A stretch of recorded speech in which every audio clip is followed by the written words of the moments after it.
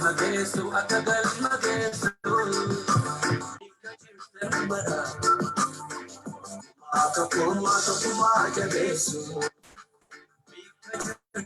Harka fuunee daawwattoota keenya attam jirtu nagaan waaqayyo bakkuma isin jirtan maratti isiniif haa ta'u artiist Habtaamuu Lamuu falma bilisummaa bakkuma jirtan hundumaa tokkummaa nuun jedha har'a keessummaan keenyas keessummaan Oromoo Digital Multimedia artiist Habtaamuu Lamuuti daawwattoota keenya innis awwannaa keessan waan isin jettan fidi jennaan kun tolee haala keessa jiru keessatti yeroo naaf kenne daawwattoota koo dubbisuudhaaf kallattiidhaan ODM irratti waan dhufeef galata guddaan isaa qaba. Habtaamuu Lamuu dhiyaachuu keetiif tole jettee ODM itti as bahuu keetiif maqaa daawwattoota kootiin si galateeffadha. Ta'u obbo Arangama jedhudha. Obbo Arangama kan beekan carraan alatti sitti naaf yeroo keetiif ODM gubbaarratti galata guddaa qabda. Galata. Habtaamuu egaa baay'ee galatoomee Arangama jettee ana biratti maqaa afur qabda. Afur keessaa isa kamiin illee taayitilii kamii kan sii kennu hin beeku. Tokko artiist Habtaamuu Lamuu jedhu jedha takka lama gaazexeessaa Habtaamuu Lamuu jennu laata kan jedhus jira. Sadaffaa aktiivistii Habtaamuu Lamuu jennu moo jaal Habtaamuu Lamuu jennu shee goda jajjabe. Isa kam jennu kan jedhuun na rakkisaa erga maqaa bareedaa sana naalaatti tole nan fudhaa. Egaan hundumaa caalaa waggoota tokko ol taati amma maqaa tokko fudheetanii ittiin si waamaa ture. Maqaan sun jettee afaa jalaa itti. Maqaa sana ofii koon uumne garuu maqaa sana sii kennaan ture. Kan lammataa immoo waa'ee rifeensatti kana waan waaqayyo godheen qulqullooftee ishee sanaan illee feesbuukii koorratti si tuttuqaan ture. Maqaa daawwattoota kootiin daawwattoota koo fuula duratti sanaan si gaddisiiseera yoo ta'e isinii dheera yoo ta'e dhiifama guddaa akkanaa gootu si gaafadha utuu gaaffii deebii keenyatti hin darbiin akka. Rakkoo hin qabu maqaan egaa maqaa baay'ee qaba akkuma jette. Ani nama uummataati kan uummataati waan ta'eef uummati immoo waan irraa eegu sana gaafa dhabu waan barbaade na waamuu danda'a. Itti naarus warri maqaa na faarsanis warri bofaafaa jedhanis warri marataa jedhanis warri maraataa jedhanis warri maraataa jedhanis nan fudhadhaa ani garuu maqaan koo Habtaamuu Lamuu obbo jettee ona waamteen filadha maaliif yeroo hundumaa ulaagaa artistummaa sana guuteen artistii ofiin jedhee hin beeku. Gaazexeessaas ofiin jedhee hin beeku. Jaallas immoo ofiin jedhee qabsoo dirree qabsoorra waan hin jirree fi san hundumaan namni gaattiin na waamuu danda'a ani garuu obbo Habtaamuu obboodha dhugumaa. Umurii koo kanaani waan barbaade na waamuu danda'a. Garuu yeroo baay'ee immoo wanti namoota sifaa namoota birbirootti illee namni dhugumaan Oromummaa fedhuu fi sabboonaa ta'e tokko maqaa warri Oromoo hin barbaanne naa baasan sanaan gaafa na waamanii na gaddisiisu. Jaran na gaddisiisa malee nan ga'anii fi kootti hin gaddu. Jaratu garuu na gaddisiisa. Maalumaaf hundeensa maaliif bofa afaa jalaa kan jettu sun eenyurraa sii kenname maaliif immoo jechuun sun attamitti diiza goota maqaa sanaati maaliif sii kenname? Hojii dhagaa hojii dhuman hojjedhurraan kan ka'e gaafan hojjedhu gaafan uummata kooti hojjedhu warra diigu kana bakka isaan jiran sana keessa galee waan hojjedhuu fi inni irratti hin beekamu dhokatee nama hiddaanaan jedhu warri naa baasan immoo warri amma waladdaa biyyatti galanii hojiirra jiran kana.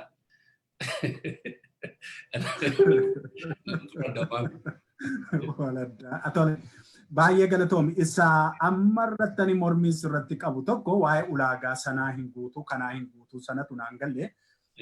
Artistiidha kan siin jennu an akka kootti artistiidha yoon jedhe waan sitti hin qaanofneef regardless yaadaan akkuma jirutti ta'ee waan ati hojjette ragaa jirurra dhaabadhee malee holola bakkeerraa fudhee miti yoon googilii seene yoo YouTube seene akkuma nama seensa miidiyaa kootitti seene waan ati hojjette goolee Oromiyaa mara keessaa aartii ati asnuu baaftetu jira Habtaamuu. Kanatu aartistummaa sii kenna malee callifnee waan mandara tokko keessaa qabne aartistii siin jennu.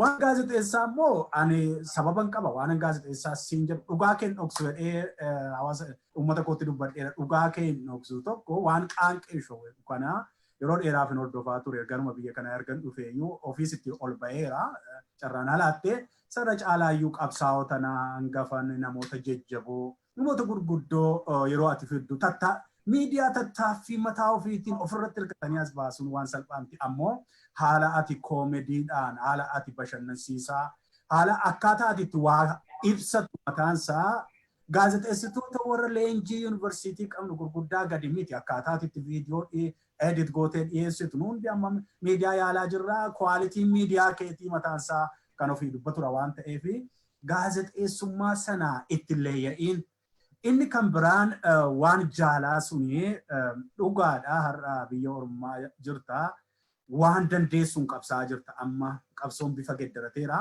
garuu ijoollummaa keerraa ka'ee suuraa asirratti fiduu dhiisuu qofna of kolchi waan yeroo jajjabummaa yeroo umurii kee 10 keessa yeroo jirtudha kanati dirree seentee waan sirraa ta'uu namoota biraarraas kan hin dhagaa ture kanadha.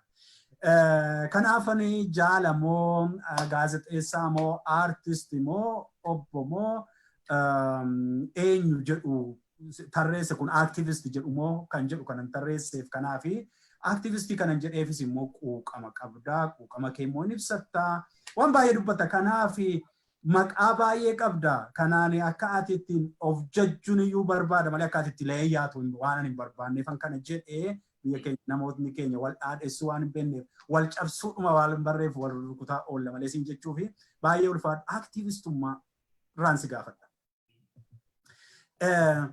Yeroo baay'ee aktivistii taajjabbiin mataa gadi waqaru tokko ol fuutee samiidhaan keessa. Har'umaadhaallee feesbuukii kee piroofaayilii kee yoo laallee aktivistii sanatu uwwisee jira. Kanaaf siif aktivistummaa dhugaan maali? Attamatti hiika itti laatta aktivistummaa kanaaf. Ammoo nama deeggartu sanaaf yeroo hundumaa iddoo guddaa itti laattu kun maayinni beeziin kee maalirratti hundooftee madaalteetu iddoo guddaa laattee fi gabaabumatti Jawaar Mohammediin yeroo hunda ol kaastaa yeroo hunda piroofaayilii aktuwaalii nama baay'ee gootaa hayyuu duree dabalatee eenyu dabalatee isa booda itti dhufnaa akkas goota maaliif waan aktivistummaa hiiki aktivistummaa siif maali? Ani hiika aktivistummaa ittiin ilaalu sagalee uummata isaatii nama ta'edha. Jawaar ijoollummaa tureera waggaa 14 ol wal beekna. Waggaa 14 kana keessatti kan hin beeku namni kun sabboonaadha. Isaanii uummata hojjetuun argaa. Isaanii hamma isaa danda'ametti hojii isaa keessa dogoggorri hin jiru miti. Hojii hunda keenya keessa dogoggorri nama jiraata. Garuu namni kun Oromoodhaaf hojjeta. Oromoof hojjechuu isaa keessa darbee immoo nama kanatti gaafa diinni itti duulu keessumatti nama Oromootti gaafa diinni oolu nama sana nan jaalladha. Yoo diinni nama sana ofitti qabe immoo nama sana irraan baqadha. Yoo diinni itti duule ammi sun hojii hojjechaa jira jechuudha. Saba isaatiif hojjechaa jira jechuudha. Ani xiyyeeffannoon kiyyaaf ilaalchi kiyyaa ati tarii karaa ittiin ilaaltu akkuma dhaabaatti ilaalta. Dhaaba deeggartu sana yoo si deeggaruu baate hin fudhattu ta'a. Ani garuu uummataaf hojjetaan ilaala malee dhaaba fedhe keessaa jira. Dhaaba barbaade haa deeggaru. Fedhu kaafaa haa ta'u, fedhu abaa haa ta'u, fedhu waan fedhe haa ta'u, fedhu bilisiginnaa maan ta'e. Uummata isaatiif hojjeta ta'ee jennaan jechuu kooti. Amma gaasa mootummaa rakkina mootummaa kana wajjin walitti qabsiisuu koomiti. Sana booda itti deebinee dubbachuu dandeenya. Namni bakka fedhe jiraatee bakka fedhe jiraatee bakka fedhe keessa jiraatee dhaaba fedhe keessa jiraatee biyya fedhe keessa jiraatee uummata isaatiin hojjetu na biratti kabajaa guddaa qaba. Kanaaf ulaagaa aktivistummaa guutasi. Ulaagaan aktivistummaa sun anaaf sagalee uummata isaatii nama ta'e bakka fedhe haa jiraatu quuqama lammii isaatii ajjeechaa uummata isaa irra ga'u waan dhokatee jiru kana gadi baasee uummata isaatiif sagalee ta'e jechuun anaaf aktivistummaa aktivistii jechuudha. Namni sagalee waan itti amane tokkoof har'a taa'ee danda'as aktivistiidha. Angaasaanis aktivistii. Sagalee uummataa ta'an jira sagalee uummataa miti barisaa. Aktivistii yoo ta'an malee sagalee uummataa miti. Sagalee dhaabaati isaan. Dhaaba isaanii sanaaf mootummaa isaanii hojjechaa jiru. Ati yoo sagalee warri inni kun garuu sagalee uummataati. Sagalee uummataaf sagalee dhaabaa immoo adda adda. Aktivistummaan kun gosa adda addaa qabaachuu danda'a. Irratti hin qoranne garuu akkaataa ilaalcha kiyyaatti jechuudha. Baay'ee gaariidha. Amma waan falmii waa akkati sodaannes siin amanaa akkanaa eeyyamtus siin abdadhaa. Anaa fi ana birattidha kuni yaada kee. Ati amma dogoggorri qabdu jawaatumaaf baay'ee fi Angaasaa wal cinaa qabdee na gaafachuutu godhiyu dogoggora guddaa qabdu. Dogoggora konsii ibsuuf ani walittuu deebisee tokko gochuun kun oolu. Na dhaggeeffadhatti yaada kee dhiyeessi tokko ani aktivistummaa kana amma dhaaba tokko deeggartee maaloo miti amma dhaabarraa bilisa taanee waan nama sabaaf quuqama jiru.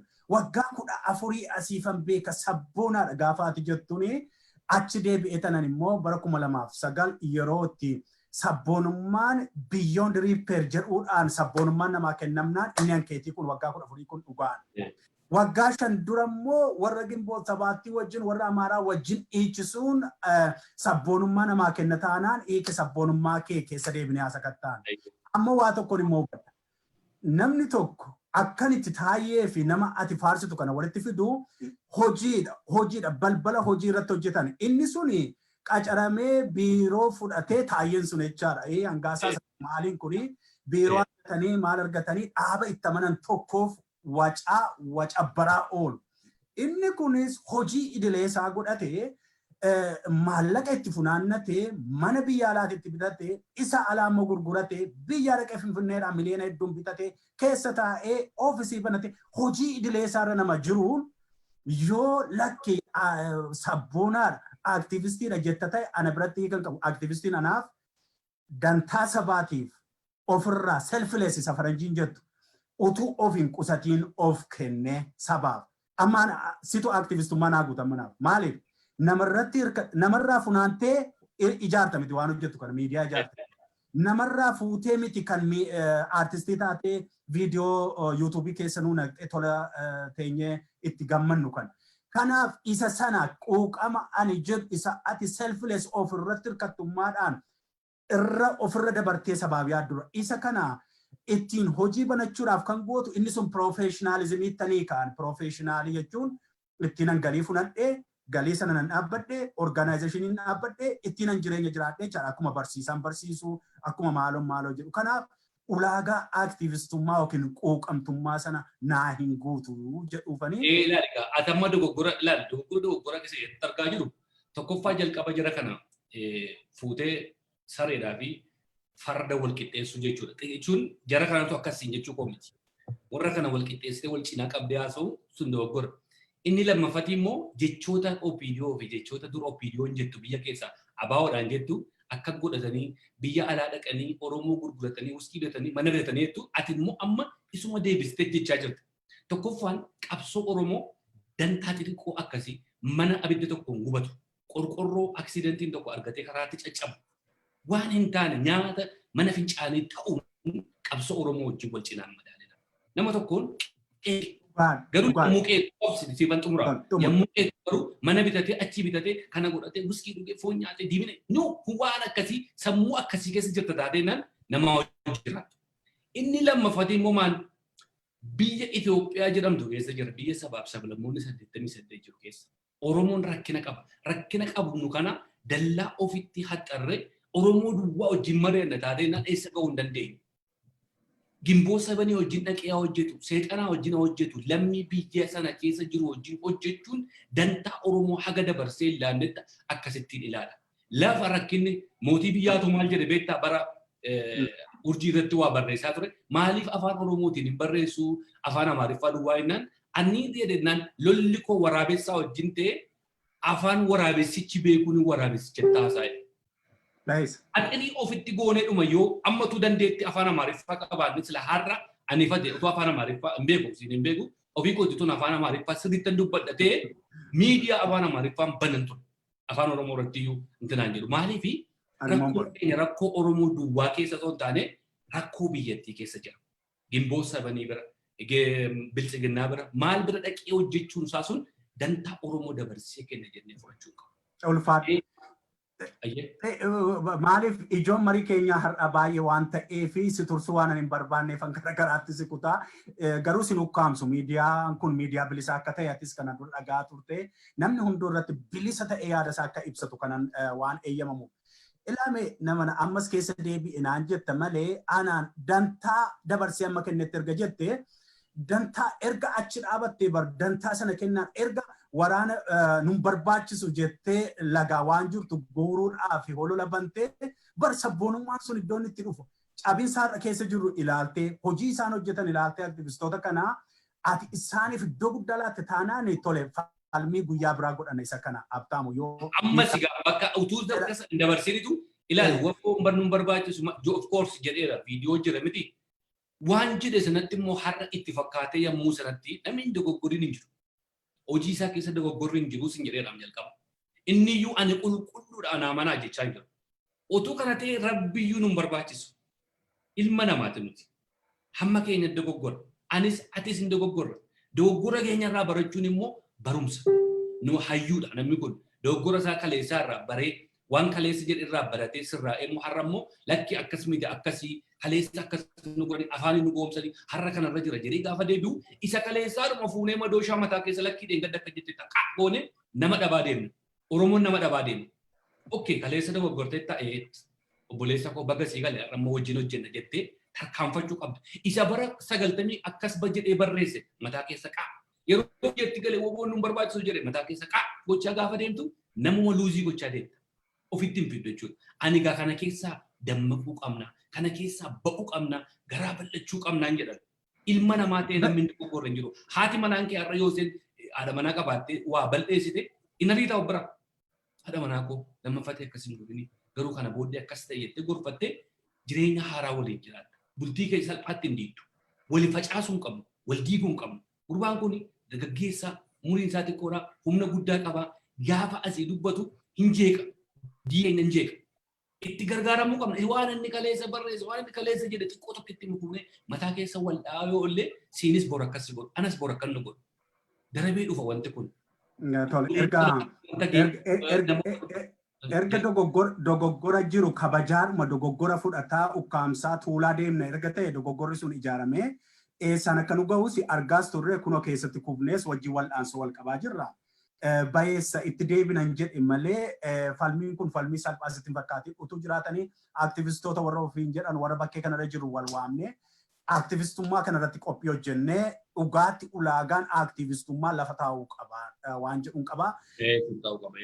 Garuu yeroo hundumaa akka qulqulluutti namoota akkas akkasiitu an aarsa beekta. Dubbiin dubbii qulqullummaa miti dubbii wal carabanii wal qulqulleessitu malee ani qulqulluudha innee dhiyaanneetu hin taane ati beekan kana sirra jira kana ofirraa buusii ati immoo abtaamu kana ofirraa buusiidha dubbiin kana hojii hojjetaa jiru. Galma sanatti nu deemsisuudhaaf namoota karaarraa nu kaachisanii galma keenya amma ati sila maal jette afaan Amaaraatiin utuu bannee maaloo gooneen isa iyyuu hin amanuwaan afaan Oromootiin jabaattee baateetu warri afaan Amaaraa akka isaan afaan kee hiikkatanii ittiin hojii hojjetan gochuu dandeessa malee. Ana akka kootti afaan jaraa jechaa saba akkasii jechaa ofiin gadi of deebisaa isaaniin ofirratti goobsaa deemna taanaan rakkina mataa isaa danda'e. Akkasitti hiikuu qabdu. An akkaataa jedhe waan qabnu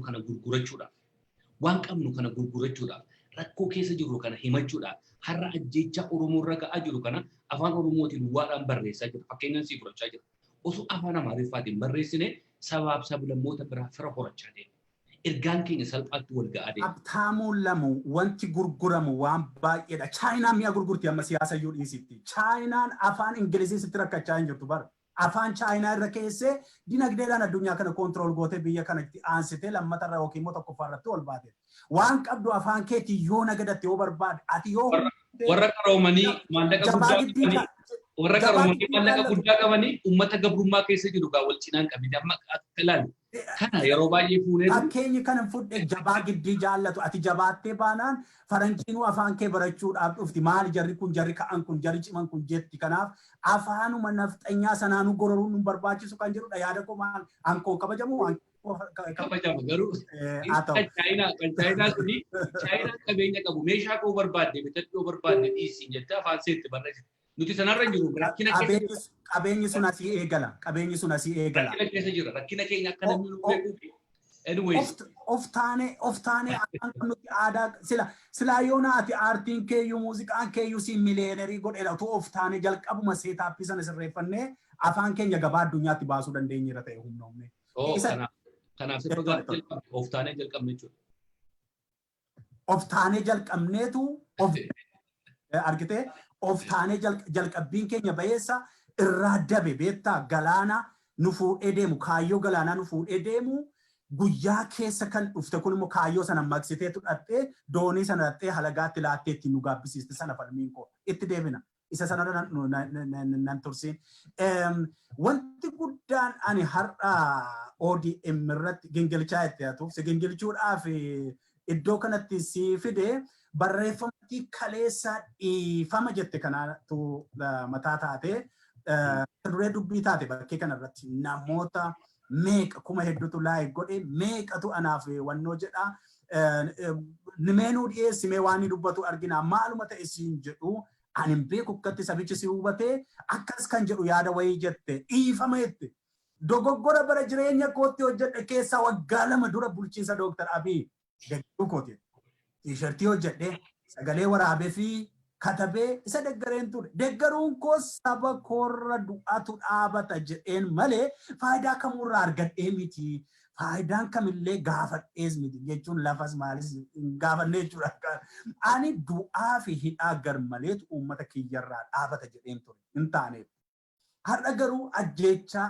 bineensa lagaarrattu hin malletu saba kiyyarratti raawwate haadhaaf ilmoo abbaa filma abbaa manaa fi haadha manaatu loltoota inni hoogganuun golee Oromiyaa hundarraa rasaasa itti roobsuun daguugamaa jiru. Kanaafan mootummaa nama ajjeesaa kana deeggaruu koof gaabbii guddaa gaabbee kanaafuu uummanni Oromoo marti akka dhiifamanaa godhu waan jedhu hin xumuru barreeffama keessanaa xumuranii warri dubbisanii baay'een dubbisaniiru.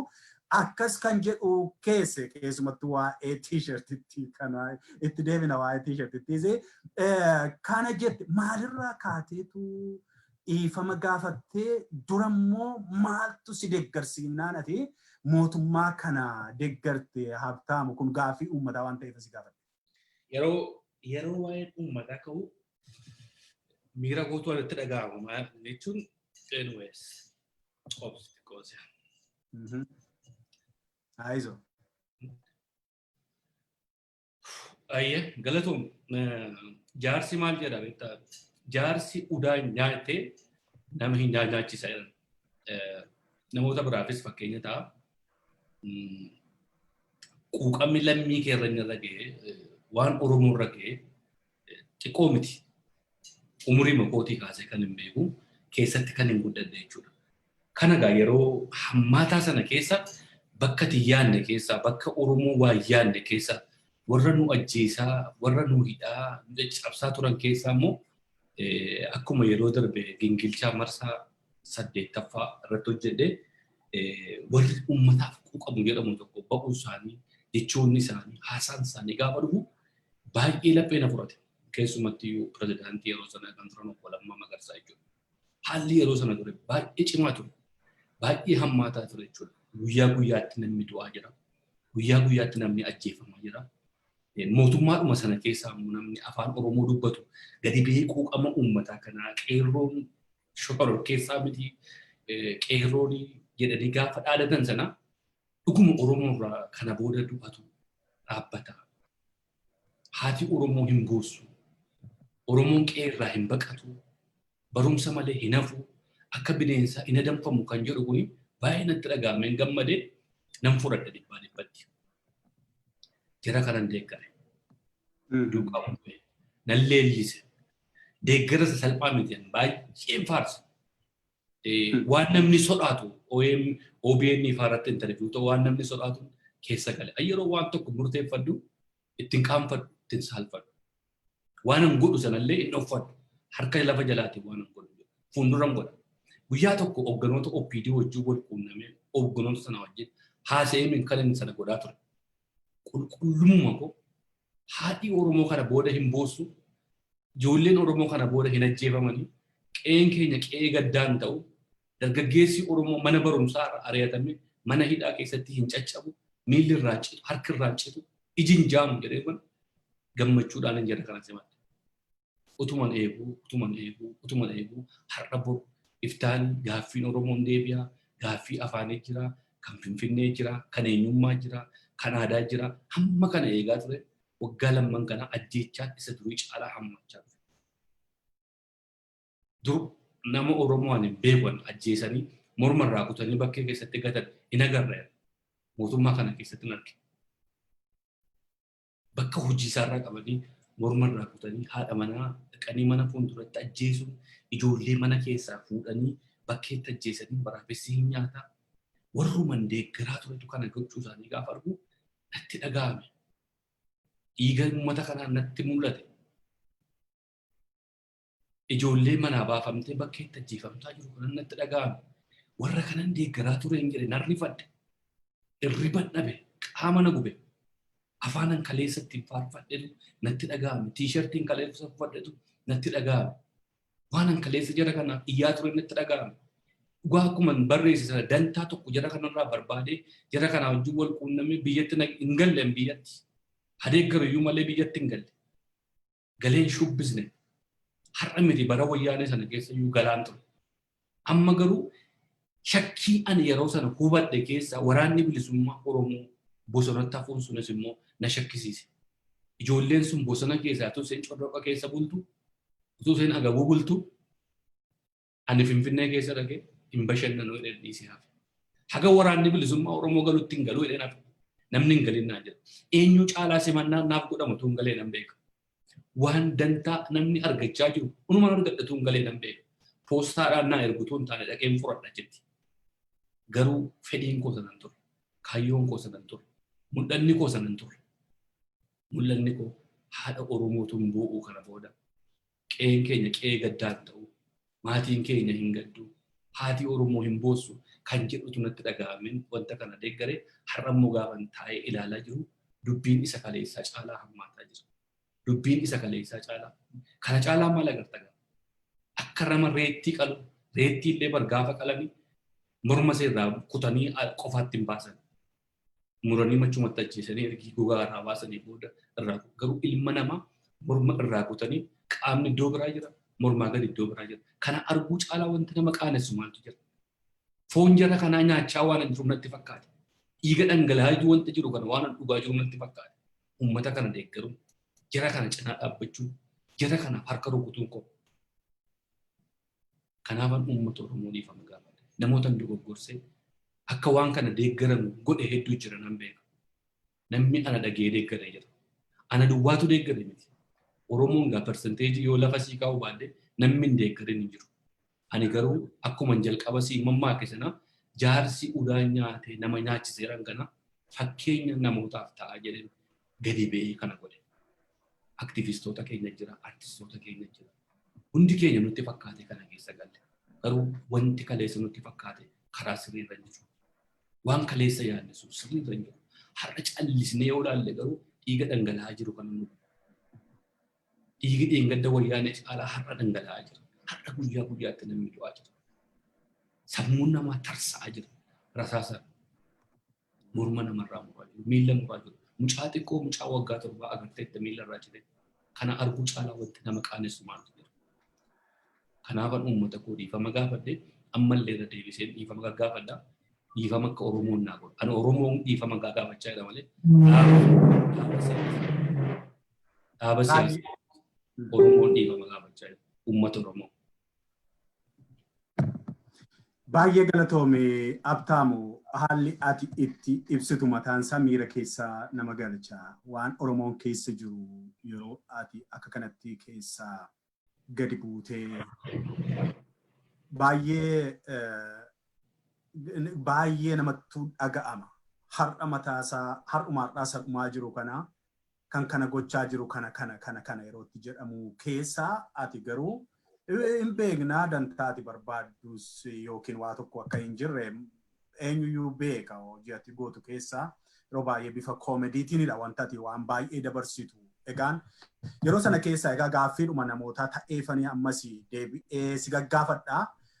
Ammoo tokko immoo kan biraa immoo gaaffii barbaadde yoo na gaafatte dhimma tokko hin qabu waan ati jettee mirga guutuu naa kenniteefanii gaaffii sitti ciccimsa malee wanta kan biraaf miti. Egaan daawwattoota keenyaa kananii gaaffiif deebii maree waliin taasisaa jiru. Artistii keenyaa dhugaatti innillee na waaminaa jedhee aktiivistii keenyaa gaazexeessaa keenyas dhugaa dubbachuudhaaf taanaan jaala keenyas obbo Abtaamuu Lamuu wajjiniin maree taasisaa jira. Maree keenya kanarraa eekamsa isaarraas aarii koof aarii isaarraas waa tokko akkasiin bartaniifidha. Hamma dhumaatiin wajjiniin ta'a. Abtaamuu al tokko t-shirtii egaa wanti kee yeroo baay'ee akka artistii keeti kolfaadhuma taphataadhuma wanti yeroo gaaf tokko gammachuu prime ministerichi muudame sanaa wanna ta'e wanticha illee beektu situ warra faranjii kana beekaa banteetu buuf goote celebrate goote taa'een silaalaa ture taajabbii kaameraa taajabbii loggoma dheetan silaalaa ture mucaan kun bilisummaadhuma godhe kaa'eetan ammoo isarra utuun turiini t-shirtii tokko hojjettee as ba'a. An t-shirticha miti kan nariif. T-shirtittii gidduu suuraa jara kana lamaanii irratti gidduu gamaa gamna t-shirtii godhatteetu alaabaa abaa'oo gidduu keessa. Abdaamu naman qaanessu wanti alaabaa sana alaabaa ati dura bosona turteef kaayyoo ati dura bosona turteefi itti hiriyaan kellee biraa wareegan. Yeroo fuutee walakkaa viidiyoo keessa itti t-shirtii hojjettee t-shirtii seenaadhaaf darbu yeroo hojjettu sana mataa keetti hin dhaga'amne maaliif kaayyoo sana gochuun kee yaadda? Gaariidha galatoomii beekan daawwattoonni keessa al tokko tokko dhiifama naa godhaa wanti amma ta'aa jiru al tokko imooshinaali keessa nagashee of qabuu yoo hin dadhabee fi natti hin tiraanjeena fakkeessuuf miti. Alaabaa sana baay'een jaalladha. Alaabaan sun alaabaa Oromooti. Ani Oromoo achi keessatti ilaala. Alaabaa sana keessan qabsaa'ota ilaala. Gootota keenya warra nuuf wareegaman ilaala. Sabboonummaa achi keessatti ilaala. Alaabaan sun anaaf waan hundaadha. Kanaaf yeroon jara kanallee t-shirtii isaanii hojjisiifadhee tokko waliin hojjisiifadhee t-shirtii lammaffaan gidduu isaanii alaabaa kaawwadheen uffadhee kaa'e. Hangara alaabaa sanaatti isaan fiduu barbaade. Yeroo baay'ee yeroo t-shirtii sana hojjisiifadhe sana keessa waa'ee alaabaa baay'ee barreessaa ture. Mootummaan naannoo Oromiyaa utuu alaabaadhuma Oromiyaa alaabaa kana godhee dhugaa Oromoon isaan hin deeggarin waan jiru wanti fakkaatu. Oromoon alaabaa kanaaf hin du'a. Anis Oromoo alaabaa kanaaf du'u keessaa isa tokko. Jaalala guddaa qabaaf Oromoon. Kanaafan alaabaa kana jara kanatti kaa'achuun koo sabboonummaa kana keessatti isaan arge. Alaabaa kana keessatti isaan ilaale. Inni waa'ee jara kanatti deeggade akkuma sila dubbadheera garuu alaabaan suni eenyummaa kooti. Eenyummaa alaabaa sadeen gadatti dadhabeef alaabaa sadeen gadda lubbuun meeqa itti wareegame alaabaa sadeen gadda namni meeqa itti wareegame sana lafa kaa'addeen dhaqee jara kana deeggarame alaabichaan hin dhaqe. Yoo agartee amma biyya keessatti guyyaa tokko alaabaa isaanii alaabaa viidiyoo sana Oromoodhaa baatee deemu agarta. Inni kaan waajjira fuulduratti bokkaan aduun itti roobee ciccitee deemaa jira. Oromoon garuu aga har'a alaabaa kanaan du'aa jira. Kabajaa qaba alaabaa kana. Alaabaan kun eenyummaa kooti. Eenyummaa koon ittiin mul'isuudhaaf. Kaayyoon koo kana. Malee jara ilaalee jaran tanaa godhee jara alaabaan kan isaaniitti jedhee utuu hin taane sun eenyummaa kooti. Alaabaan suni ittan beelee ittan dadhabee fi kanaafi bakka dhaqu hundumaa fudhadhee dhaquun mirga kooti. Ulfaadha. Abtaamu onlaayinii daawwattoonni ilaalaa jiranii haftee keenya si jaallannaa akkasuma waan ajaa'ibaa jaalala sii qaban akkaataa atitti dubbattu hundaa si ajaa'ibsiifataa jiru atillee jaalala isaanii naaf fudhuu fi gaaffii cimaa tokko ati deebisuu hin dandeenye tokko si gaafate namni maqaa feesbuukii isaa Urgeessaa Tuujoo jedhamu. Abtaamu jedhe rifeensa isaa kana umurii kanaan akkamitti akka irraa dhume daggaleen. Naa gaafadhu jedhe rifeensi kun maaliif akka itti akka irraa dhume naa gaafadhu jedhe ittaansee immoo biyya ormaa erga deemanii hariiroo inni aartistii Daawitee Mokonnonii waliin qabu maal fakkaata aartistoota warra kan biraa wajjininis hariiroo qabdu jedhe deebisiif gaaffii isaa fudhu. Qoffaa waa'ee rifeensaa kun nama baay'ee dhiphisa anaan guyyaa tokko na dhiphisee hin beeku. Yoo dhumes umuriidhuma garuu rifeensa qabaachuu hin qabaanne qoone mataan koo hin beekamu. Nan qaba rifeensi narraa dhufe. Umuriillee fakkaatu sirreessi umuriillee fakkaatu. Haphatee jira rifeensi koo haphatee jira. Garuu gaafuma kiliippii hojjechuu jalqabe sana gaafa naaddaddu namni sana waan abaree fi amala naa ta'e aniyyuu nan guddisedheen irraanfadhee gaafa naqee qaama ni qabdu yeroo hundumaa ofirraa aduun jalqabe. Kaleessallee haasa'an ture nan dhiisaa jedhee har'a garamallee immoo ka'u akkuma kanan godhe. Amala natti ta'ee man ofirraa aadaa jira malee rifeensa qabaachuu nan qaba. Tokko keetii kana gaa bara umurii akka keetii kana akkuma geen qaban ture aarii namni qabu immoo rifeensi irra dha'a. Baay'ee naara.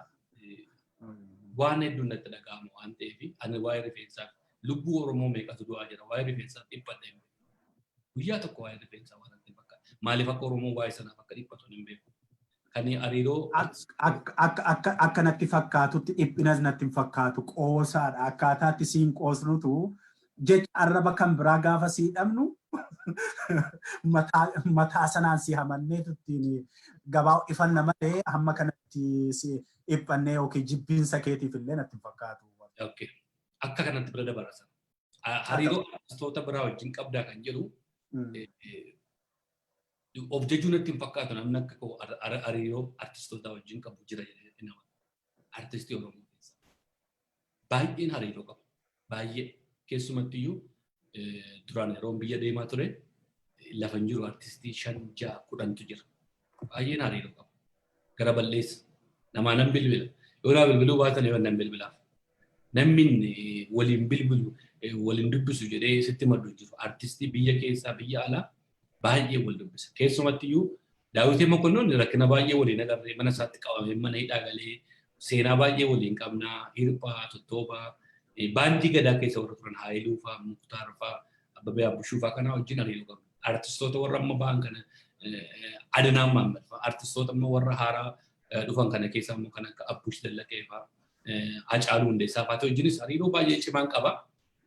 Akka duraanii sana garuu amma baay'ee cimaa guyyaa guyyaatti bilbilaa otoo hin taane garuu wal quunnamtiin qaba. Artistoota kam caala namni akka artistii si kun waliin nan quunnamu. Ulfaat baay'ee fayyaa ta'ee gaaffii koo lafa kaa'ateetan gaaffii namaatu natti tolee yaada isaaniitu. Habtaamuutti murteessuun hin danda'amu. Sababiin isaas dura Oromoo hundatu Dooktar Abiy faana sirbee garuu adeemsa isaa keessa hojiin isaa yommuu ilaalamu uummanni jibbaa dhufe ammas gaabbee deebi'uunsaa beekaa ta'uusaati. Warri kaan ammayyuu ija dunuunfatanii nu mormaa jiru. Kan jedhu erga kaasee booda tokkommoo aartistii Habtaamuu kana naa gaafadhu waa'ee waboo ilaalchise maal jira silallee tutturteetta. Waboon ni barbaachisa moo hin barbaachisu? Maaliif? Yoo waboon hin barbaachise waboo cimsuuf maal goonu aartistii Habtaamuu dabalatee Oromoon maal godhu yeroo ammaa kana keessatti kan jedhudha. Deebisii. Okay, waa'ee waboo irraan sii kaasa. Tole. Waa'ee Dooktar Abiyyi waan baay'ee dubbadde waan ta'eef waa'ee waboo hin dubbanne. Hamma onaa waa'ee waboo kana barreessee beeku. Bara wayyaaneen biyya turte waggoota 5 darban keessa amma waggaa ergee abaawoon biyyatti gale as jechuudha. Malee sana fuuldura waggoota 5 darbanii guyyaa guyyaan otoo walirraa murin guyyaa tokko ta'anii doolaarii tokko kennaa ture waboodhaaf. Bakka sagantaan waraanni bilisummaa Oromoo sagantaa itti qophaa'e lafin naqee wallisin hin jiru. Ofii kiyyaa geejjiba mataa kiyyaa muradhee siree qabadde. Atlaantaa, Minisootaa, Siyaatil lafin hin naqin jiru jechuudha. Torontoo eessa hunda kanaan geejjiba mataa kootiin muradhee naqa. Kabraa maaliin siin jedhaa buusii godhamu akkuma namoota sakaanii gaafa kennaan jiru nan kenna. Saantiin garuu guyyaa tokko ergiin sirba jalqabee artistoota biraa wajjin abaloo siin hin jedhu gaafa dhufnee sirbinuu doolaarii 500 faanuu kennu. Namitu gala waan ta'eef achirraa nuu kennu miti an sana fudhadhee waboodhaa kennaan jedha. Waboodhaa naa kennaa kana. Ani sirbee waboo fuulduraa waboodhaaf jedhee sirbee horii fudhadhee mana kootti hin galu. Waboo cinaa dhaabbachuu qabaa jedhee deeggaraa ture. Amma booddana kana keessa immoo ergii waraanni bilisummaa Oromoo biyyatti galee Oromoo wajjin jiru gargaarsi duraan godhaa ture ofii hin sobu godhaa hin jiru hin goone.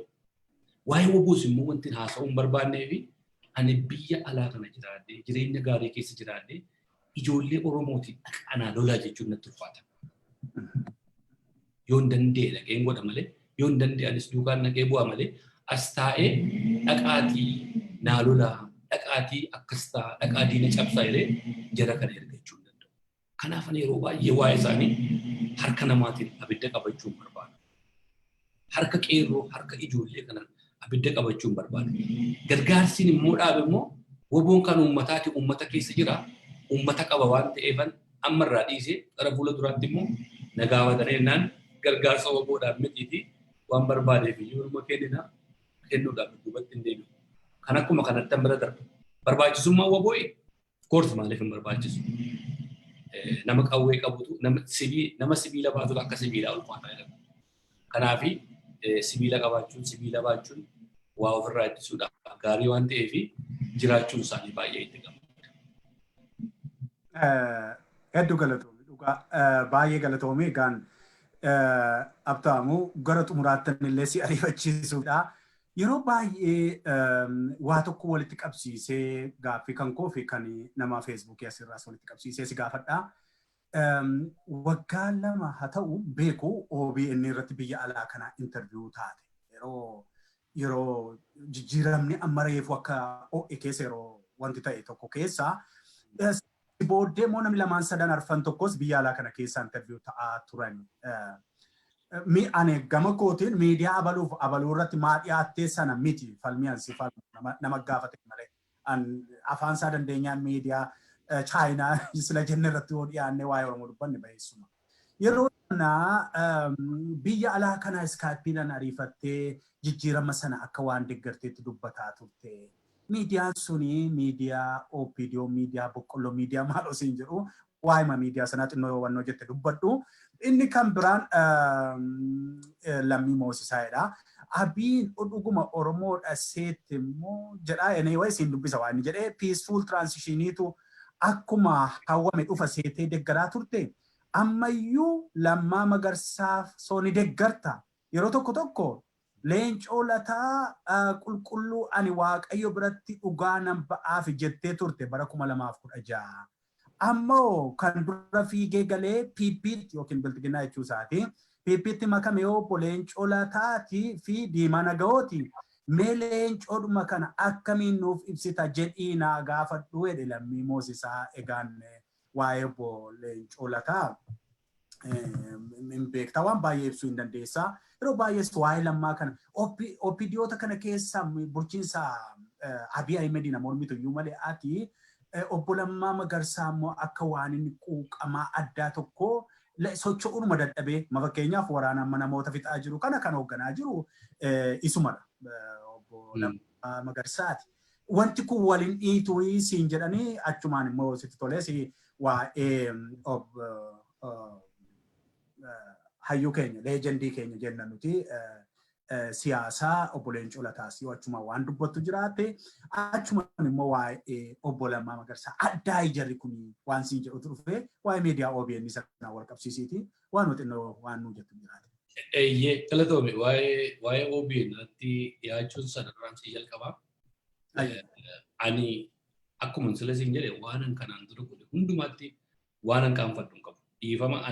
Dhiifama gaafadhe sila mootummaa kana garuu kooti. Mootummaa akka mootummaatti balaaleffata. Nama immoo akka namummaa isaa tattan kabaja. Warri gaaffii kana si gaafate dhaaba siyaasaa keessa waan jiranii fi gingilchaa geengoo sana keessaa hin baane. Yoo dhaabanni deeggarte sana duwwaa deeggarte ati sabboonaadha. Yoo dhaabanni keessa jiru keessa ati jiraatte duwwaatu uummataaf yaadda. Yoo dhaabanni keessa jiru duwwaa keessa jiraatte Oromoodhaaf yaadda. Akka kanatti fudhata. Kun immoo eessa iyyuu nu geessu. Oromoon dhaaba baay'ee qaba. Sabboontonni Oromoo dhaaba adda addaa keessa jiru. Nama kan amma gaaffiidhuma isaarraa bartee miseensa dhaaba kamii akka ta'e ni beektu. Hundumaatti dhagaa guuree qulqulluun isa duwwaa jechuudha. Sabboonan kan sabaa yaadu isa malee jiru. Dhaaba isaa malee jiru. Akka kanatti immoo Oromoon eessa iyyuu kanan nu cabse. Kanan dudduubatti nu hambise. Kanatu waayyaannu akka hin arganne nu godhe. Yeroo hundumaa obbo Leencoo Lataa irraa yoo haasa'uu nu barbaachise seenaa isaanii haasa'ee sitti fixuun of course dhugaa ba'aa fi ture. Garuu namni kun qulqulluudha jedhee dhugaa namaa ba'ee hin beeku. Ani waaqa miti. Qulqulluu jechuun maal jechuudha? Qulqulluun waaqa tokkitti duwwaadha biyya lafaarra. Namni qulqulluun hin jiru. An namaan qulqulluu hin jiru. Ofii kootiin qulqulluu miti. Obbo Leencoon qulqulluudha, Abaluun qulqulludha, obbo Daawit qulqulluudha, maaloon jedhee hin beeku. Hundumtuun dadhabiinsa qaba. Akka dadhabiinsa qaban immoo cimiinsa qabu. Garuu ani kabajaan namaaf qaba. Nama guyyaa tokko naaf jedhee rasaasa kaase. Nama guyyaa tokko naaf jedhee beele. Nama maatii isaa dhiisee naaf hidhame.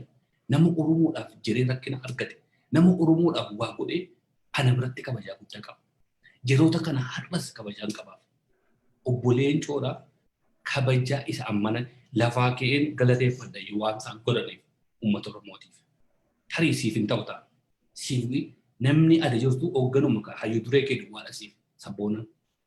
Anaaf garuu sabboonaan. Hayyuu dureen koo eenyudha?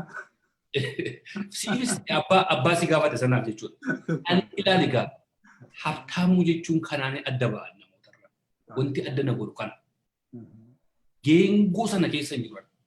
Geengoo Oromummaa keessa hin jira malee geengoo dhaaba siyaasaa keessa hin jiru. Obbo Lammaa Magarsaa ana duwwaa miti kan jaallate. Oromoo hedduu jaallate. Oromoo miliyoona meeqaan lakkaa'amu jaallata. Har'as jaallachaa jira. Laphee koo keessa jira Lammaan Magarsaa. Lammaa Magarsaa jaalladha gaafa isin jedhu mootummaan inni keessa jiruun jaalladha isin jechaa jiru. Boris immoo haalli utuu Lammaa Magarsaa iddoo Abiy Ahmed kana bu'ee muummicha yeroo baay'ee muummee keenya jettati yeroo waa barreesse muummicha sana utuu sii ta'e waan rakkoon Oromoo kun furamu sitti fakkaata? Furamuu danda'a ta'a. Jijjiirama yeroo inni mootummaa naannoo pirezidaantii ture sanarratti waan agarree jira. Qabatamaa agarree jira. Namni bara yeroo haasa'u keessatti haasa'a malee hunda isaa kijiba miti haasa'a obbo Lammaa baay'ee dhaggeeffadhu. Furamuu danda'a ta'a. Tarii Jawaariyoo dhaqee bakka sana furamuu danda'a ta'a. You never know. Okay, yoo isaan furuu hin danda'an namicha isatti kaawwatte sana duwwaa dhaqee furaare.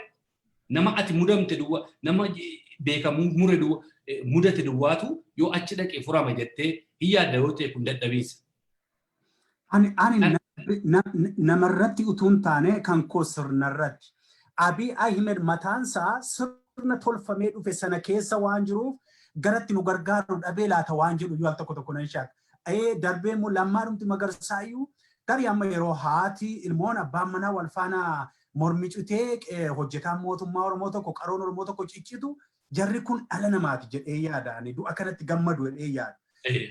Waan hin sochoone tokko sirna jaarraa tokko olii nu dabarse sanatu buqqa'ee sirna Oromoon barbaaduun yoo bakka bu'ee Habtaamuun iyyuu naa ta'an jedhaan. Habtaamuun yoo dhaqee muummicha ministeeraa ta'ee. Mee waa'ee obbo Lammaan si gaafadha. Obbo Lammaan Magarsaa yeroo Harargee dhaqan sana Dr. Abiy wajjin. Mee sana ala maal akka naasa'u barbaadde?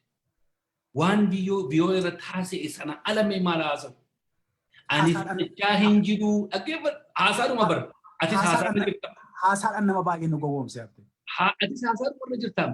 Hoogganoonnis haasaadhuma irra jiru. Hayyuu dureenis haasaadhuma irra jira. Akshiniidhaan dhaqanii morma qabanii mormarraa muranii waan isaan godhan tokko hin jiru. Haasaadhuma irra jira. Namni kun waan kaleessa kaaneef hin taane akkanaaf hin kaane dhaabbate Oromoon falmachuu qabaa jedhee mee kana ala maal haasa'u maaliif isuma maaliif gadi bee hin haasa'u maaliif usuu akkas ta'aa jiru achi keessa jiru jette kana ala mee maal haasa'u kana ala maal dubbatu waan dubbatamuu qabu dubbatee kana gaaffii keessa laattan si deebi'a. OBN keessatti haasa'u kootti baay'een gammade. Har'ayyuu OBN yoo gaaffiif deebii na godhani nan haasa'a. Maaliin haasa'een ilaala malee maaliifin haasa'ee maaliifan dhiyaate ilaala. Iccitii tokkoon isiitti hima. Hin dubbanne wanta kana moona. OBN irratti gaaffiif deebii jalqaba ta'e gaaffiif deebii lammaffaa na gochuudhaaf gaazexeessaan natti bilbile. Yeroo lolli reefi Wallagga keessaa abaa wajjin jalqabame jechuudha. Natti bilbile. Gaaffiif deebii si gochuuf hin deema. Dr. Biraanuu Leenjisoo wajjin itti qophaa'inaan jedha. Een jedhee gaaffiif deebii. Maal dheengaddan goone nan amma waan amma shaneen godhaa jirtu kana biyya keessa si gaafachuun barbaadan jedhe. Yaa obboleessoo hin jedheen.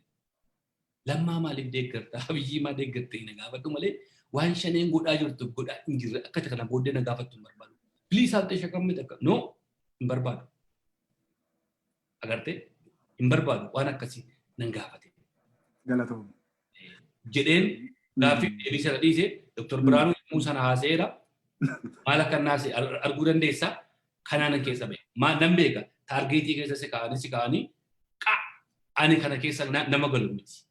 Ani maal qaasi godharree sila akka sana dhattee atis biyya iddoo guddaa argate har'a iddoo abaa'oo keessatti hin guddanne obboleessi abaa'oo keessatti hin guddanne rakkina keessatti hin guddanne namni rakkina keessatti guddate waan baay'ee leenjifamee barata. Kanaaf waan naqee haasa'u sanatti Boris OBN yoo gaaffiif deebii na godhan dhugaa dhaqee haasa'uuf qophiidha. Miidiyaan barbaade kabajanii yoo na gaafatan annaqee gaaffiif deebii na godhaa jedhee hin gaafanne. Dhufanii na godhu yoo ta'an immoo haasa'uun ani yoomiyyuu nan haasa'a. kabira wanto obbolle leencoos jettu sana sii deebiseera kabajaan qaba ulfinan qabaami obbolammaafis akkasii nama uummata isaatiif hojjetu hundumaa kabajaan qaba kuni ga'ana waan gootan hin qabu. Abtaamu hedduu galatoom ilaalchi kee kabajamaadha miidiyaan kuusa nama akka kee kana jaallatan nama gaaffii sodaanne nama immoo akka barbaadetti of ibsu hin baay'ee jaallata kanaaf miidiyaa koo fiitinaa goote hedduu galatoom waan jireenya ati gumaacha ati Oromoodhaa goote tokkoon duuba deebi'ee xinnoo si yaadachiisa. Tokko kanarratti yeroo tokko dubbadheera. Kitaabota biyya Kanaadaa keessaa kontineerii guddaa sanaan gara kitaaba 50,000 gara biyya dhaloota keetti ergite. Sana qofa miti siidaa aartistii keenya Eebbisaa Addunyaallee akka hojjechiiste gumaachi kee hamma nama tokkootti dhuguma dubbachuudhaaf taana waan gurguddaa mee waan sanarraa waan kitaabaa fi waan siidaa sanaa fi waliigalatti waan qabsaa'ota bira dhaabachuus layyuu dubbatteetta waan ta'eef mee waa'ee kitaabaa sanaa attamitti yaadni sun eessaa see dhufe? Akka gumaacha guddaa Oromoo godheetti lakkaa'u. Waan Oromoon naaf godhetu baay'eedha. Xiqqoodha. Gara fuula duraatti hin godhatuma hin jiru har'a bor iftaanutuma jedhu as geenye kunanaa fi bishaan barmeelii guutuu keessaa mallakkeedhaan waraabuu jechuudha. Oolmaan Oromoon naaf godhe bishaan barmeelii guutuuti. Waan inni irraa godhe xiqqoodha.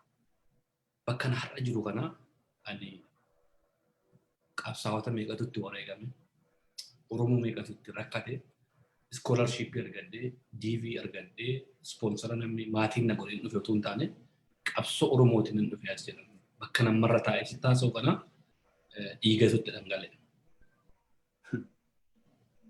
Qilleensa nama hafuura nama haasa'u jechuudha jecha nama sitti haasa'aa jiru afaan nama haasa'aa jiru kanaaf lubbuutti wareegame. Kun qabsaa'ota ilmaan Oromoo gola Oromoo hundumaa keessaa jechuudha. Yeroon wanta kana godhu keessumatti iyyuu magaalaan naannoon beekii suni baay'ee bara dargii irraa kaasee qabsoo adda bilisummaa Oromoo keessa hedduu jira ijoolleen beekii. Jajjabeen adda bilisummaa Oromoo waraana fudhattu maal fudhattu jechuudha.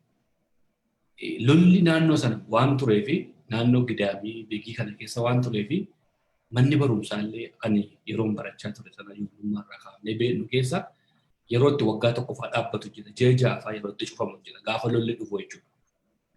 Oromoon hedduun naannoo sanaan baranne Wallagga immoo uummata barate jedhama jechuudha akka Oromootti gaafa ilaalamu carraa barumsaa kan argate Wallagga miti. Wallagga keessaa immoo carraa barumsaa ciraadhuma kan balbala isaan baane naannoo beekii kana keessa. Kunis sadarkaa waa'eedhuma lolaarraan maalirraan naannoo sana keessa adda bilisummaa Oromoo socho'u daangaa Sudaanii waan ta'eef kun yeroo hundumaa anillee carraadhuma kanaan na mudate. Koofiyaa gurraacha sana hin uffanne. Hin baranne jechuun barumsa rakkina naannoo sana keessaan ta'een waraanumatti galla malee nuti hin baranne. So kun akka dhaabbatuufan ergiin biyya alaa kana dhufee uummata kootiif maalan godha. Utuu warra kootiif waan godha jedhee hin yaadin uummata kootiif dura maalan godha. Maatii qabsaa'otaa jira. Maatii Abdurrahim faatu jira. Maatii Kadir Be'eessaa faatu jira. Maatii Siddiq Umar faatu jira. Naannoo sana keessa maatii Kamaal Qalbeessaa faatu jira. Warra jireenya isaanii guutuu qabsoo keessatti dadhaban kanatu jira. Uummata kanaaf maal gochuun qaba? Yoo illee waa gochuu dadhabe ijoolleen nu booda jiran kun akka koo barumsa malee hafuura akka isaan baratan waa gochuun qaba kan jedhu ergi biyya faranjii kana dhufe yeroo baay'een irratti ilaalaa ture. Obboleessi hiriyaan koo tokko namni hin jaalladhu Gammachuu Dhaabaa jedhama. Faranjoota wajjin wal baree inni naannoo dhalatetti akkuma kana kitaaba ergisiise. Karaa isaa kana faranjoota kana wajjin wal baree wanta kana keessa galee jechuudha. Kitaaba akkuma jettee 50 olii warrallee lolarratti miilli irraa citee fa'aa rakkina adda addaa fa'aatiin deemuu hin dandeenyeef immoo yeroo biyya dhaqee sana waan argee dhufee fi wiilcharii 20 gara wiilcharii 20 oliitti ofii kiyyaa maallaqaan wiilchariin 200 bitu jira, doolarii 100 bitu jira. Kana walitti qabee kontineerii guutuudhaan ergee jechuudha. Nan ergi kitaabni sun dhaqee illee biyya nammoo irratti dhaqeen ilaalla. Akkam akka ta'es hin beeku. Yeroo kitaabni sun akka biyya galu dhaqeen ture mootummaan gad nu lakkisuu didee dhiiseen dhufee rakkoo baay'ee keessa dabarree kanaaf kana godhe kaayyoon koo akka wanti narra ga'e kun ijoollee na booda dhufan irraa ijoollee qabsaa'ota, maatii qabsaa'ota beekii kanarra kan geenyeefan naannoo beekii sana haayiskuulii elementarii yeroo hundumaa akka wal ga'uufan kana godhee biyyatti ergisiisee kana gaaffiin kenne lammaffaa maal ta'u? Gaaffiin kun ittaan waa'ee atillee waan haraayyuutti nu dabalte ani dhageenye kiraanchii maalii sanaa dhugaa baay'ee namatti tola waa'ee siidaa fa'aa hojjechiisu waan. Siidaa immoo siidaa kana anatu horii kiyya duwwaadhaan godhe miti. Namootarraan karadhee godhe.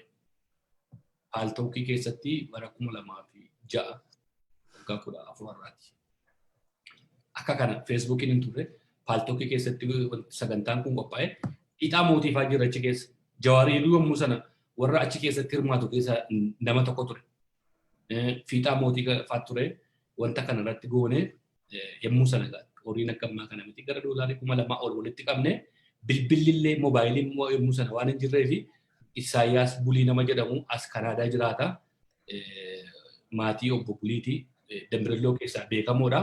Warra isaatti bilbila warra isaatii mana isaaniitti bilbillee achitti harmee eebbisaa nuu beellamanii achitti harmee eebbisaa wajjin wal quunnamne horii kana ergee horii sanaan immoo siidaa ijaarsanii horiin yoo ergi siidaa eebbisaadha ijaarame booddee raafee naan maalan godhan itti gargaaramaa gaasanii kan keessanii ilma keessanii fi hamileen isin hin cabinii isin hin yaadannaa eebbisaan goota keenyaa jenne yeroo sana keessa siidaa hojjisiifne jechuudha.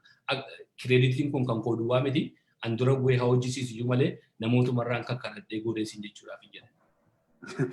Hedduu galatoomii Abtaamuun Lamuu gaaffii aartii tokko si gaafadheetan gara xumuraatti deema. Waan aartii kana maalirra jirta? Darbee immoo waa'ee aartistootaa kana aartistoota yeroo ammaa kana biyya keessaa biyya akkuma sila dubbatte suuraadhuma nuti fuula feesbuukii irratti daawwannu jalqabee artistii keenya guddaa Dr.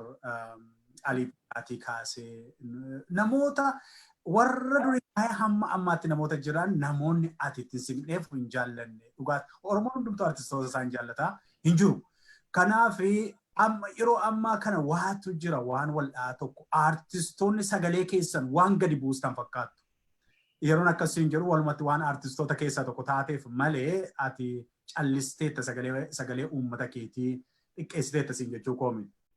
Gara biyya keessaati sirnumti amma jiru kun waan isaan barbaadan itti kennee calluma jedhaa waan jedhe fakkaata. Kana yeroo baay'ee natumataa ture itti jiras. Maalirra jirtu waan aartistummaa kana waan aartistootaa kana keessumattuu mataa walitti qabachuu irratti. An akka kootti aartistoonni biyya alaa jirtan kun maqaadhuma walitti sin fidu dhaabbata wayii dhaabbata aartistoota addunyaallee jettanii biyya jirtanirra walitti qabamtanii utuu tokkummaa kana gootanii ijaaraman ni jedhamu asumaa jalqaba waan ta'eef waan kana ilaalchisee ijoolleenis maal jedhanii maayinni waan mul'ata aartii ati fuulduratti qabdu maayinni dhiinuu gaafadhu waan jedhaniifanii achumaan waan kana irratti yaadni keenya. Ayyee galatoomii beekanii maalirra jirtu sana kan nama bakka bu'ee deebisuun natti ulfaata. Ofii kiyyaan of bakka buusee waa'ee koorraa honaasee natti tola. Tokkoffaani namooti baay'een artiin dhiiste na jedhanii hin dhiifne garuu amma sirboota lafaan hin qabaa. Sirboota hin qabu sirboota aadaa ture. Haalli yeroo ammaa jiru wajjin garuu hin deemu nama duwwaa jira waan ta'eef akkamittiin waa'ee aadaa gallatti jedhee sirboota koo qabadhee jira. Sirbooti warraaqsaa immoo baay'ee jedhamaa jira. Akka dheengadda sirbina lakkii. Har'a immoo siistemiitu jijjiirame waan ta'eef irrumatti hojjechaa akkamitti sirbina waan jedhu irratti ilaalaa jirra. Kanaaf dudduubatti qabadhe garuu kana gaafa jedhu immoo hojii uummataa irraan dhaabbadhe osoo hin taane qaanqee shoo akkuma sila jettee jalqaba akkaataan itti jalqabe seenaa qaba. Gidduutti immoo ergi waan amma jennu kun deeggaraa dhufe immoo qabbaneesseen ture. Ergisii immoo gingilchaa jedhee immoo achis kan na baase immoo haalli amma Oromoo keessa jiru kun hammaachaa soba baay'achaa deemu. Kijibatu baay'achaa deemu. Gurguruu baay'achaa deemu. Oromoo gidduutti gaafa jedhuun gingilchaa jedhee immoo kan dhufe. Ta'an jiru gaa hojjechaa jira amma dandeetti. Inni nama hojjechaa jiru kun hojii ta'ee hin beeku namni isa waa'ee artii duwwaa na gaafata. An kanas hojiittan fudhadha. Kanas akkan hojii hojjechaa jiru. Dirqama sirbuun qaba miti. Artistoota ciccimoon babbareedoon sagalee gaarii qabanis hedduutu ba'aa jira. Hedduutu hojjechaa jira.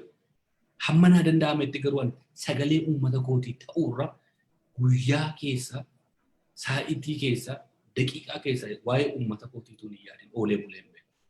Baay'ee yaada. Abjuu keessa kana, guyyaa keessa kana, bilbila kootii kana, kompiitarri koo kana, deemsi koo kana, haasaan koo kana yeroo hundumaa kanuma irra jira jechuudha. Artistooti callisanii waa argatanii, waa afaan ka'anii, kondominiyeemii argatanii, maal argatan jedhu kana utuu argatan hin gammada. Yoo kennamee ta'e gammachuu guddaan qaba. Maaliif rakkoo artistoota keessa jiran hin beeka. Mootummaamti kun iyyuu artistoota keenyaaf yoo waa kenneera ta'e nan gammada. Kondominiyeemii argachuun isaanii, mana argachuun, konkolaataa argachuun maaliif rakkina isaan keessa turan hin beeka waanta ta'eef rakkina sana keessaa bahuudhaaf yoo godhameeraaf ta'e baay'een gammada. Garuu immoo abaluudhaaf kana kenname, abaluudhaaf kana kenname jedhee immoo qabatamaa fidee waan hin dubbisu immoo qabu. Itti naafuu ta'a maaliif argatu jedhee immoo anarraan fokkisa. Beekana naa wajjin, daawwitiin anaa wajjin sirba waan isaa wajjin anatti naalu yoo maqaa isaa dhiyeeffan isa kaasa. Daawwiteedhaa fi kondominiyeemii kennamee fi makiinaa kennameef yoo ta'e anabtaamuun isa artistiidha. Gurbattiin kun akkas taate sagalee Oromoo gurgurtee kenneef inaaffiin itti fakkaata. Waan ofii dhabeef akka jedhaanaan jedhu waan ta'eef koomentiin godhu waa'ee isaanii. Garuu artistoonni keenya dhugaa waaqayyoo yeroo hamma jiru kana kabajaa kana kan nutti godhe uummata keenya. Dandeettii addaa qabaannee miti. Meeshaa taphachuudhaan, sagaleedhaan, walaluudhaan, yeedaloodhaan tokkoffaa taanee miti. Tokkoffaa kan nu godhe uummata keenya. Uummata kaleessa qabsoonuuf, uummata kaleessa sagalee taanee fi uummata kaleessa kabajaa nutti godhatu har'a ajjeefamaa jira. Har'a jireenya calaqqisaa. Har'a jireenya hin taane garuu sagalee uummata keenyaa ta'uurraa afaan qabanne yoo teenye seenaan Oromoo nu gaafata.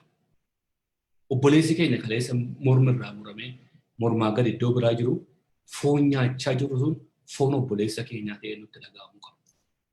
Wanti dhugaa jiru har'a dhiiga obboleessa keenyaa ta'ee nutti dhaga'amuu qaba. Har'a afaan qabannee teenye. Kaleessa warra mootummaa kam dura dhaabbannee har'a garuu waan hin taaneef, waan mana fincaanii ta'u, waan abiddaan gubatuuf, waan aksidentiin argatee caccabee qorqorroodhaaf jennee sagalee uummata keenyaa of ukkaamsinee jirra yoo ta'e seenaatu nu gaafata. Seenaa keessaan deebine keessa galu. Eenyummaa waan kaleessa hojjenne xureessinee dabarra. Har'a yeroon itti uummata keenyaaf sagalee taanu har'a. Ajjeechaa artistii uummata keenya irra ga'aa jiru. Ekeraan eebbisaa addunyaa nu komataara. Ekeraan usumaayyoo Muusaa har'a maal nuun jedha jennee of ilaaluu qabna. Nutti dhaga'amuu qaba. Hiimaanitiin nutti dhaga'amuu qaba. Yoo duris maallaqaan sirbina ta'e sokkee dhiisaa rakkoon qaba. Yoo garuu quuqama uummataatiif sirbina ta'e har'a garuu wanti Oromoo irra ta'aa jiru sirbaanillee gochuu baattan gadi baatanii dubbachuun dirqama lammummaa keessan ba'a. Artistiin ambaasaaddara. Artistiin kan uummataati. Ani har'a gaafan dhiifama gaafadhu uummata koo dhaaba kamiinan dhiifama gaafadhee dhaabatti galee miseensa ta'a miti. Abadan an miseensa dhaaba kamiiyyuu ta'u. An miseensa uummata Oromooti. Garuu dantaa Oromoo dabarsinee kennuun nurra hin jiraatu kana godhaa jira. Isinillee bakka jirtanii uummata keessa jala dhaabbadha. Har'a isinitti dhaga'amuu qaba. Wanti Gujii keessatti ta'aa jiru, waan Harargee keessatti ta'aa jiru, waan Wallagga keessatti ta'aa jiru isinitti dhaga'amuu qaba. Warri kun warra har'a du'aa jiran kun warra kaleessa lafa burraayyuutii fi warra kaleessa lafa sabbataatiif du'aa ture har'as du'aa jiru. Har'as ajjeefamaa jira. Dhiiga dhangala'aa jira. Nyaatis nyaachaa jirtan foon obboleessa keessa ta'uu hin dagatinaa jechuun hin barbaada.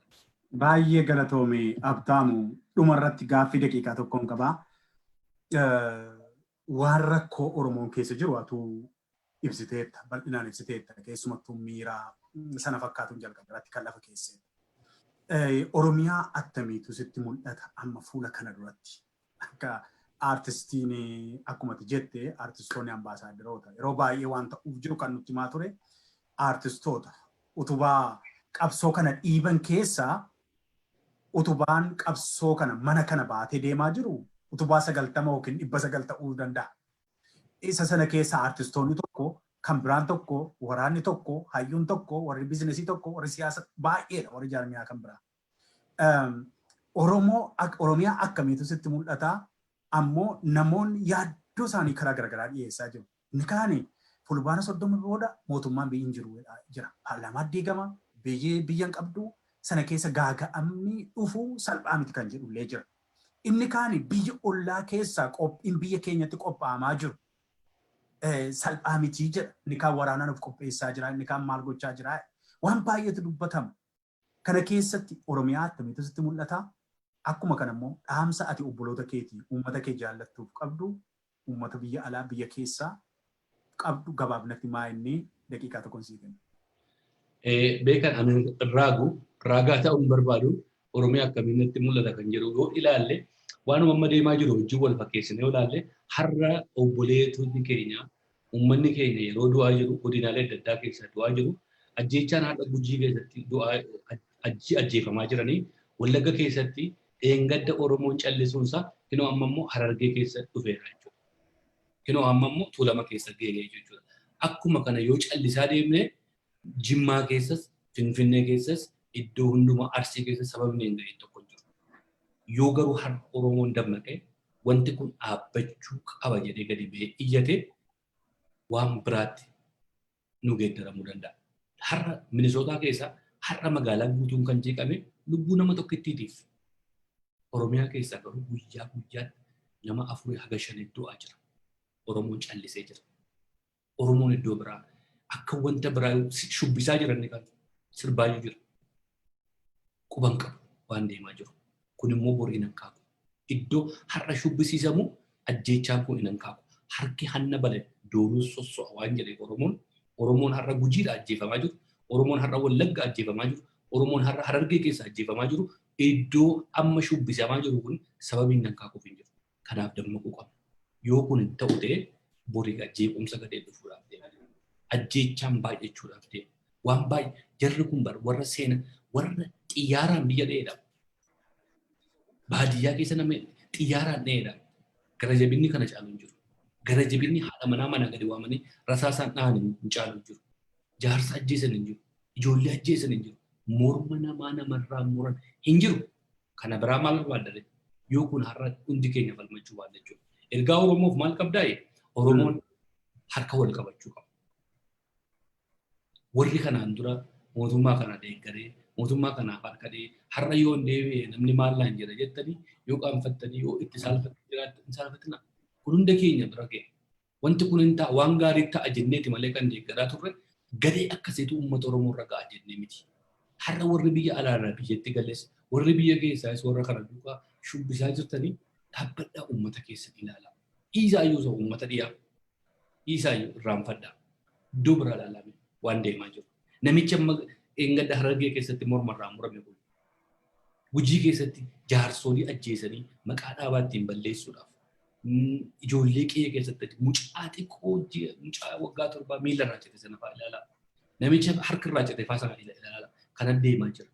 Yoo kana waliin dhaabbanne duwwaa yoo kana waliin mormine duwwaa keessa dabarra.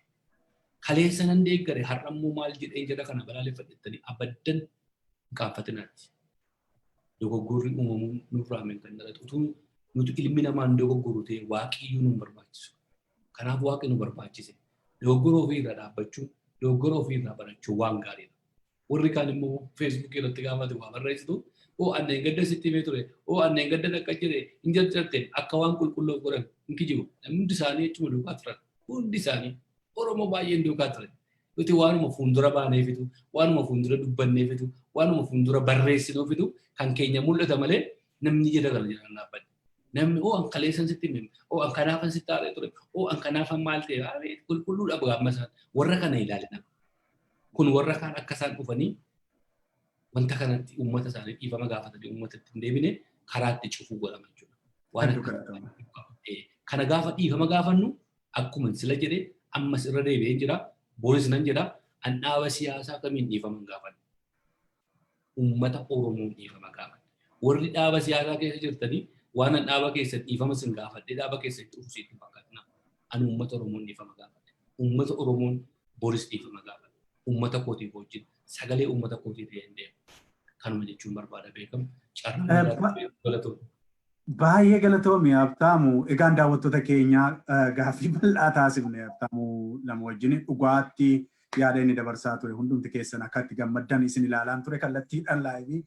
Egaan miidiyaa inni qabu keessa yuutuubiidhaan gama feesbuukii peejii isaatiin kan inni dabarsu qaanqee shoo kan jiru dhaqaatii saabskraayib godhaa. Amma immoo bifa addaatiin warra amma Oromoo ganan Oromoo irratti taphatan kana gingilchaa waan jiruu fi dhaqaatii saabskraayib godhaatii tola itti irraa baradhaa namoota miidiyaas ni hojjetanii baay'ee galatoomin siin jedha Abtaamu yeroo bal'aana faana fudhattee gara fuulduraattis akka ati nan baqanne hojii gumaacha gaazexeessummaadhumatti keessumattuu garatti deebitee marii bal'aa akkan wajjin taasistu ammoo gaaffii namoonni si jaallatan gaaffii ajaa'ibsiisaa gaaffii babbareedaa si ergan hunda si gaafachuuf yeroo tunan geenye gaaffii hedduu koomentii kuma hedduutu jira kana hunda yeroo yoonaa kennite yeroo biraatti kana booda garuu beekamu wanti ariifate walii galuu qabnu rifeensa akka goote gaaffiif deebii akka nan goote waan biraa miira biraa keessa ana galchaa jirta waan ta'eef yoo dandeessee xixiqqeessi illee ana wajjin wal qixxaachuu yaala.